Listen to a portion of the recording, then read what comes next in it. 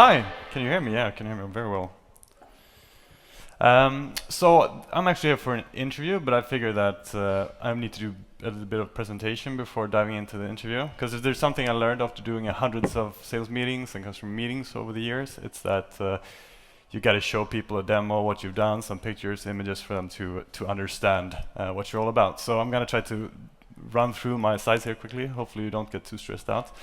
But my story starts at Gothenburg School of Business. I have a master's degree in knowledge-based entrepreneurship. So if maybe that name indicates that I'm a bit interested in entrepreneurship. And I graduate in 2017.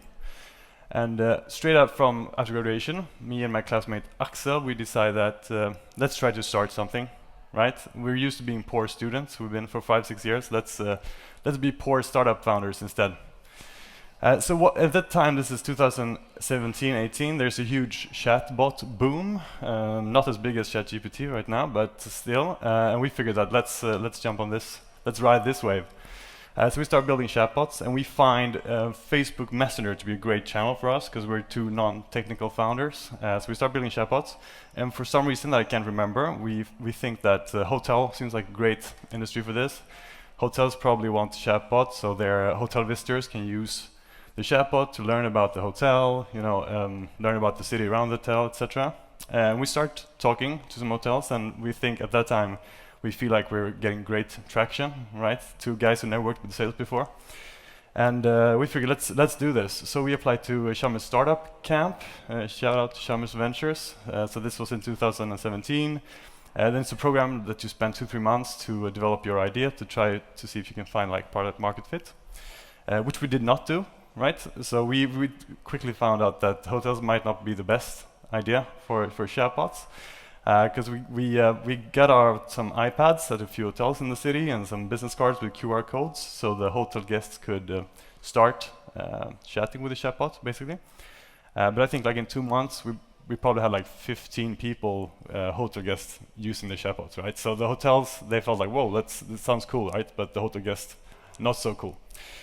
So we gave up on that idea, but we felt like we're into chatbots. We're not ready to give up just yet, right? So we stumbled onto using, so we're on chatbots on Facebook Messenger for messenger marketing, like news broadcast, basically, like a competitor to SMS marketing or email marketing. And I'm going to show you a quick example. I found some old slides, like from 3-4 years ago, that we used in sales. This is in Swedish, unfortunately, but you get the gist of it, I think. So. Basically, we put a pop-up on our customer's website where it's like subscribe in Messenger to receive news broadcasts. Quite simple, and preferably there's a discount, so we get a lot of subscribers.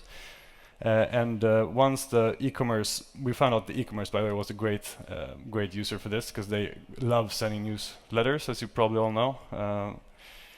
And this is how it would look when they did a broadcast. So you get a notification in your phone, like if a friend wrote to you, and if you open the notification, you're sent into Messenger with a conversation with the company.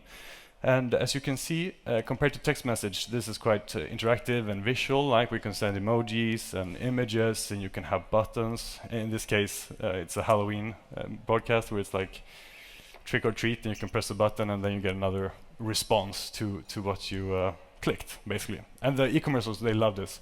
So fast forward 2 years, and we have a lot of customers. Went from 0 in monthly revenue to 120,000 crowns a month after 2 years, which might not sound like much, but as a startup, that's quite a decent amount. And at the time, the valuations was crazy for startups, so we could raise quite a lot of money with this revenue we had.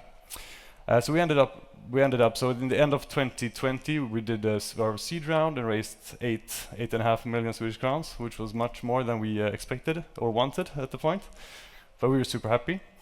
But basically, like a few weeks after we had the money on our account, Facebook got in trouble with the EU and privacy and data processing.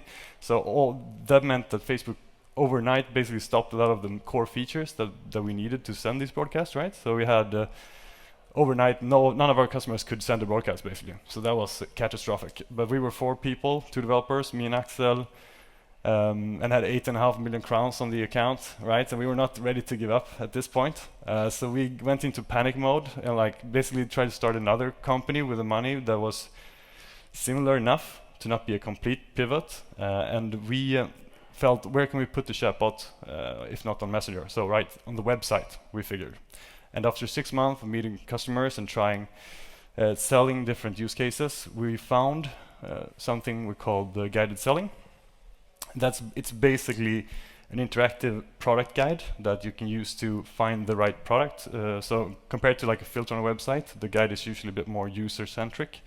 So the question could be, how will you be using your bike in the city or in the forest, etc. So, and this apparently was something the companies loved. There's a lot of e-commerce stores out there who really needed a tool like this. So this went quite well, and we went from 0 in revenue on this and to 50,000 crowns a month in like 6 months, which compared to the old product was impressive, right? So we figured, okay, now we're on something. Let's scale this, and that's where Ebbot comes in. Not sure if you heard of it. It's Sweden's biggest chatbot platform. At the time, they had 20 to 25 employees. They were quite close to being cash flow positive. So we figured like this, they really succeeded with something here. And just to give you quick info what I mean with the chatbot platform. So it's not like GPT, but it's more a chat widget on the website. For example, if you go into most websites today, there's a chat widget, and in that widget there's a chatbot, but you can also talk to an agent basically. And that's what they did. And for a company like Rösta, when you can automate recurring messages and like customers can return products in the chat, or they can change their order with the chatbot instead of talking to agent, a customer like Rösta gets a huge amount of value from a service like this. So that's what they do. But back to the story.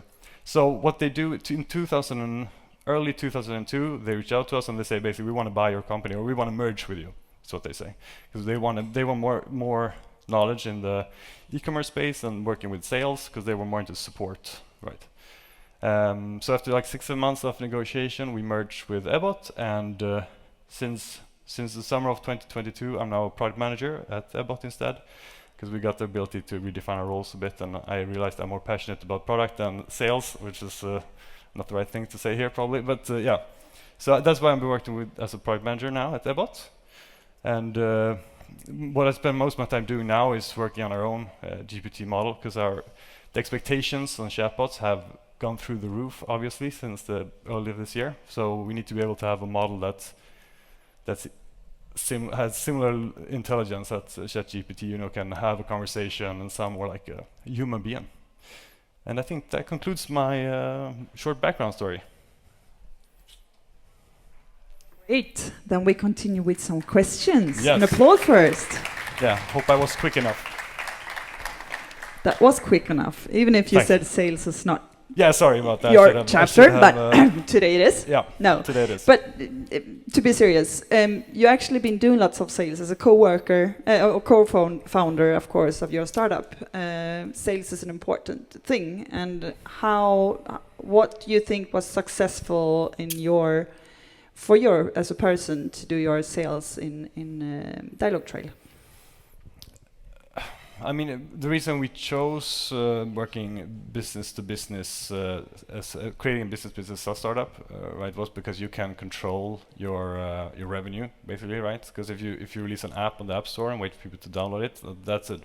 I'm really impressed by the people who can achieve that.